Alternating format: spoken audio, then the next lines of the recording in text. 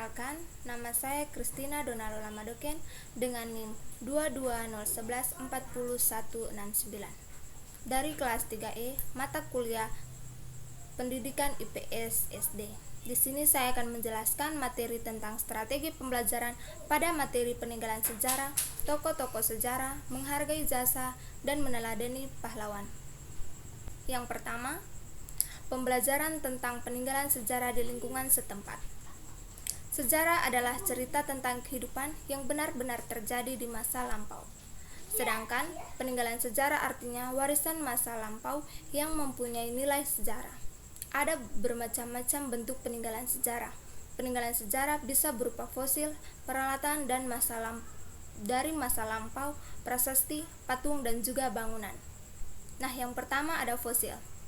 Fosil yaitu sisa-sisa tulang belulang manusia dan hewan atau tumbuhan yang membatu. Tulang belulang dari sisa-sisa tumbuhan itu berasal dari masa purba. Mereka tertanam di lapisan tanah. Umumnya, fosil ini sudah berumur jutaan tahun.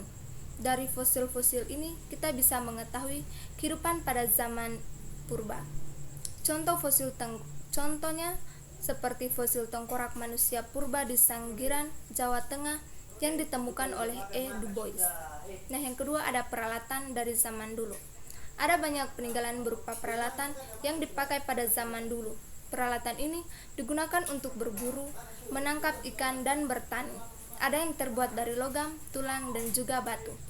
Nah, yang ketiga ada prasasti. Prasasti yaitu tulisan-tulisan dari masa lampau. Tulisan ini ditulis pada batu, emas, perunggu, tembaga, tanah liat, atau tanduk binatang. Prasasti ini biasanya berisi cerita tentang suatu kerajaan. Contohnya seperti prasasti Yupa dan prasasti Kedukan Bukit. Nah, yang keempat ada patung atau arca. Kebanyakan patung atau arca ini berasal dari kerajaan Hindu dan Buddha. Bentuk patung ini bermacam-macam. Ada patung dewa-dewa, ada patung Buddha, dan ada patung yang berupa binatang dan lain-lain.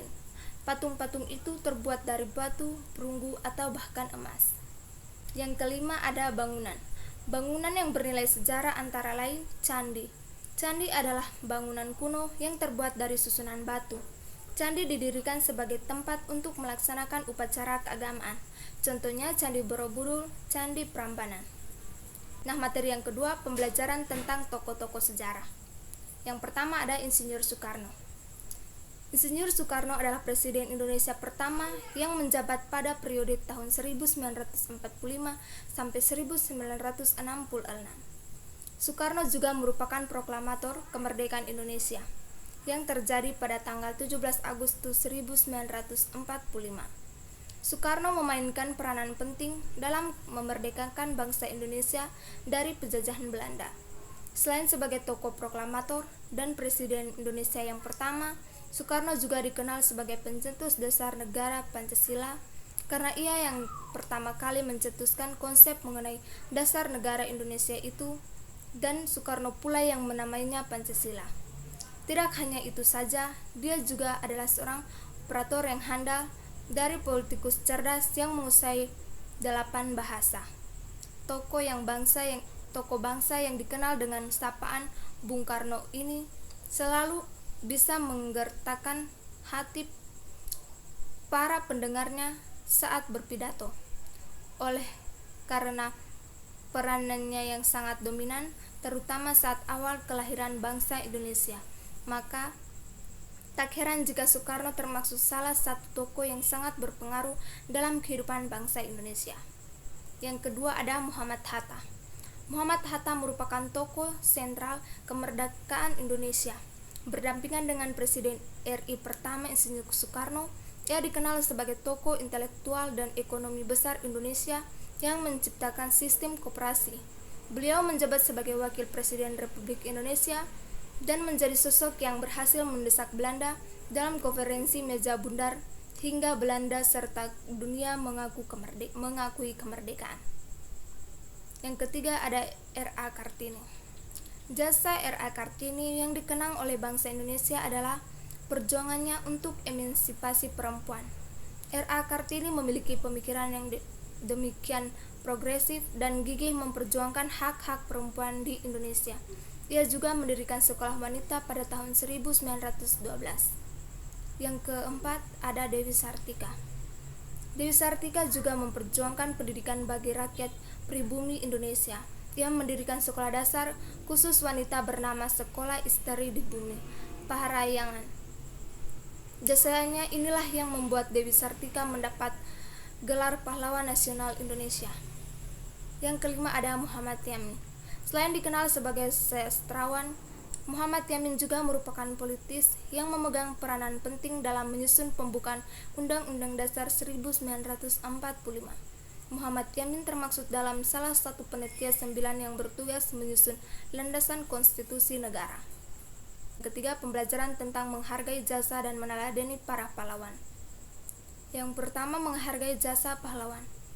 Pahlawan merupakan orang yang berjiwa besar, sangat berjasa terhadap bangsa dan negara serta kemasyarakatannya. Bangsa yang besar adalah bangsa yang menghargai jasa-jasa para pahlawannya. Mereka rela mengorbankan hidupnya demi menjaga dan mempertahankan negara Indonesia. Berikut beberapa cara menghargai jasa pahlawan.